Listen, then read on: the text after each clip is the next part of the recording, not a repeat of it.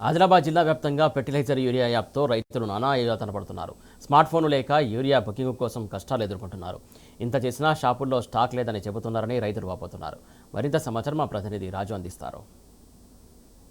కాంగ్రెస్ ప్రభుత్వము యూరియా పంపిణీ కోసము కొత్తగా తీసుకొచ్చిన యూరియా ఆన్లైన్ బుకింగ్ విధానం రైతుల పాలిట శాపంగా మారింది.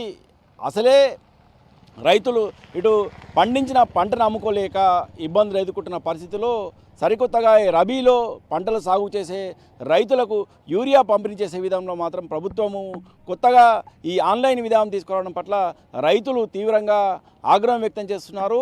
మనతో ఇక్కడ కొంతమంది రైతులు ఉన్న వారితో మాట్లాడే ప్రయత్నం చేద్దాము. ఈ ఆన్లైన్ విధానం వల్ల రైతులకు ఎలాంటి నష్టం జరుగుతుంది, ఈ ప్రభుత్వం తీసుకొచ్చిన ఆన్లైన్ విధానం ఈ రైతులకు ఉపయోగపడుతుందా పడదా? అసలు రాష్ట్ర ప్రభుత్వం తీసుకొచ్చినటువంటి యూరియా కొనుగోలు విషయంలో ఆన్లైన్ విధానం రైతులు తీవ్ర నష్టంగా ఉంది. ఖరీఫ్ సీజన్లోనే విత్తనాల కోసం ఎరువుల కోసం చెప్పులు లైన్లో పెట్టినటువంటి రైతులు ఇవాళ ఎరువుల కోసం ఆన్లైన్ బుకింగ్ విధానం తీసుకురావడం వల్ల రైతులు చాలా ఇబ్బందులు ఎదుర్కొంటూ ఉన్నారు. అంటే రాను రాను ఈ కేంద్ర ప్రభుత్వం కానీ రాష్ట్ర ప్రభుత్వం కానీ వ్యవసాయ శాఖను ఎత్తేస్తారని అనుమానంగా ఉన్నది.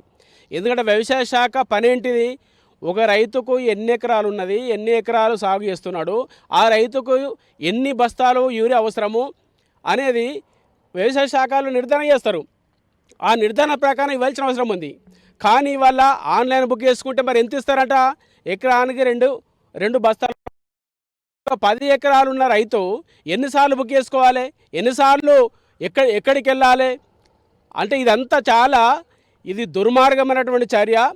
ఇది కేంద్ర ప్రభుత్వం కానీ రాష్ట్ర ప్రభుత్వం కానీ సేమ్ ఇదే విధానం అవలంబిస్తున్నది. ఇది రైతుకు తీవ్రంగా నష్టం కలుగుతున్నది. కాబట్టి ఈ తుగ్లక్ పాలన పరిపాలిస్తున్న కేంద్ర ప్రభుత్వం రాష్ట్ర ప్రభుత్వం ఇకనన్నా సోయి తెచ్చుకొని, మన దేశమే వ్యవసాయ దేశం, 80% మంది రైతులు ప్రజలు ఇలా వ్యవసాయ పైన ఆధారపడి ఉన్నారు. ఇలా వ్యవసాయ రంగం పైన ఇంత కొర్రీలు పెడితే, ఇన్ని ఇబ్బందులు పెడితే అసలు ఎంత అరిగోసపడుతున్న రైతులు. ఇప్పటికైనా మీరు ఈ విధానాలు మానుకోవాలని చెప్పి, లేని ఎడల రైతులు తీవ్రమైన ఉద్యమాలకు పూనుకుంటారని చెప్పి హెచ్చరిక చేస్తూ ఉన్నాం. మీరు చెప్పండి, ఈ రైతులకు యూరియా పంపించేసడంలో ప్రభుత్వం ఆమోదించిన విధానాన్ని ఏ విధంగా అర్థం చేసుకోవచ్చు? ఒక రకంగా చూస్తే రైతుకు అన్ని కష్టాలు రైతు బేరీజ్ అయ్యేటటువంటి పరిస్థితి దాపురించింది. ఒక రకంగా గత ఖరీఫ్లో నానా ఇబ్బందులు పడ్డటువంటి రైతులు చూసాం. ఖరీఫ్లో యూరియా వాళ్ళు టోకెన్లు ఇవ్వడం ద్వారా కాళ్ళు చేతులు ఎరగొట్టుకున్నటువంటి మహిళలను కూడా చూసాం. ఇవాళ కుబేర్ కావచ్చు, తానూరు కావచ్చు, అశ్వత్ కావచ్చు. అంటే మరొక పక్క తనకు కావలసినటువంటి ఒక ఎకర్లో సాగు చేసినటువంటి విస్తీర్ణానికి రకరకాలుగా పంటలు తనకు అనుకూలమైనటువంటి పంటలు వేస్తే ప్రధానమైనటువంటి ఒక విత్తనాన్ని నాటే ముందర యూరియా అనేది ఖచ్చితంగా నత్రజని ఉపయోగపడుతుంది కాబట్టి ఇవ్వాల్సిందే. కానీ ఒక రకంగా కేంద్ర ప్రభుత్వ తలొగ్గి రాష్ట్ర ప్రభుత్వం 5 జిల్లాలలో అమెండ్మెంట్గా అడాప్టివ్ జిల్లాలుగా తీసుకొని దీంట్లో సక్సెస్ఫుల్ అయింది కాకుండా రైతులను అర్థం చేసుకొని రైతులకు ముందు అవేర్నెస్ చేయాలి. అవేర్నెస్ చేయడం ద్వారా ఒక ఎకరాకు గిలా చేయండి, మీరు స్లాట్ బుక్ చేసుకోండి, లేకపోతే ఫెర్టిలైజర్ ఆన్లైన్ బుకింగ్ చేసుకుంటే మీకు ఇట్లా ఉంటుంది. మీరు ఏదైతే ఫెర్టిలైజర్ అనేది కొత్త మారుమూల గ్రామీణ ప్రాంతాల్లో సిగ్నల్ లేకపోయినా ఎక్కడ ఉన్నటువంటి ఫెర్టిలైజర్ డీలర్ని కలవాలి, ఎక్కడ ఉన్నటువంటి సబ్ డీలర్ని కలవాలి. ఇవాళ లైసెన్స్ హోల్డర్లందరూ కూడా రాష్ట్ర స్థాయిలో కానీ జిల్లా స్థాయిలో కానీ మండల స్థాయిలో అతి తక్కువగా ఉన్నారు. అతి తక్కువ ఉన్నా కానీ ప్రభుత్వం ప్రకటించినటువంటి రేటు 266 రూపాయల 50 పైసలకి ఇవ్వాలి. ఇవాళందరికీ కూడా తడిచిమోపాడు. అంటే పట్టణ ప్రాంతాల నుంచి పల్లెటూరుకు వెళ్ళాలంటే యూరియా బ్యాగ్ ఒక దాదాపు ఆటో ఛార్జ్ చేస్తే 10 రూపాయల నుంచి 15 రూపాయలు తీసుకుంటారు. అలా 10 బ్యాగులు తీసుకుంటే 150 నుంచి 200 రూపాయలు వరకు అవుతాయి. దాని అంతా భార్య పేరెట్ ఉందా ఆన్లైన్ చేసేటప్పుడు ఇవాళ ఒక పక్కనేమో పట్టా పాస్బుక్ కావాలి, లేదా ఎక్కడ ఉన్నటువంటి ఏదో కౌలు రైతు ఉన్నా ఏది ఉన్నా కౌలు రైతు ఇక్కడ ఉంటాడు, పట్టా భూ యజమాని అమెరికాలో ఉంటాడు. ఆయన ఓటీపీ చెప్తే నేను యూరియా బ్యాగులు తీసుకోవాలి. ఆయన ఓటీపీ చెప్పకపోతే ఆయన సమయం వేరు, మన సమయం వేరు. ఆ సమయాన్ని తారతమ్యత లేకుండా ఏదైనా అంటే కౌలు భూ యజమాని ఏది చేస్తున్నాడో